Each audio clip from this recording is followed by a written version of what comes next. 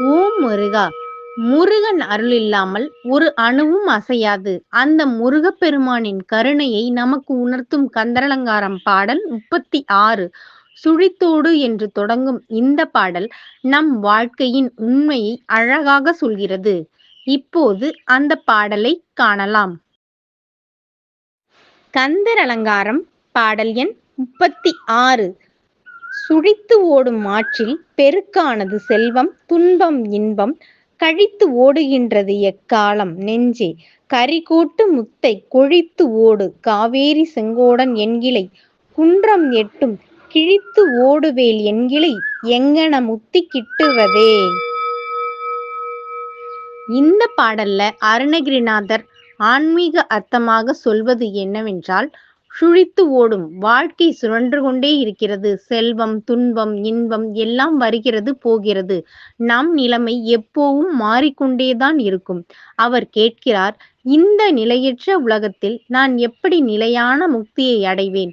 அதற்கு ஒரே வழி முருகனின் திருவடியில் சரணாகதி. வேலன் நினைவு. முருகனை நினைத்தால்தான் மனம் அமைதியடையும். அதுவே முக்திக்கு வழி.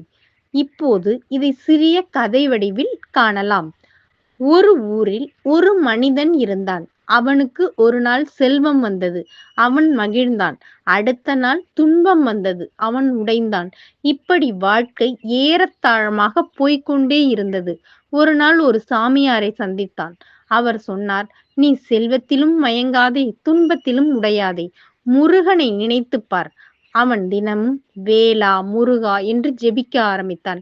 அதிசயம் என்னவென்றால், அவன் வாழ்க்கை மாறலை. ஆனா அவனோட மனசு மாறிடுச்சு. அமைதி கிடைத்தது. அதுதான் உண்மையான முக்தி. நிறைவாக, வாழ்க்கை சுழன்றாலும் நிலையில்லாமல் இருந்தாலும் முருகனை பிடித்து கொண்டால் போதும். அவர் நம்மை ஒரு நாளும் கைவிட மாட்டார். வேலன் நினைவு இருந்தால் முக்தி நிச்சயம். வெற்றிவேல் வீரவேல். முருகன் அருள் எப்போதும் உங்களோடு இருக்கட்டும். ஓம் சரவண பவ.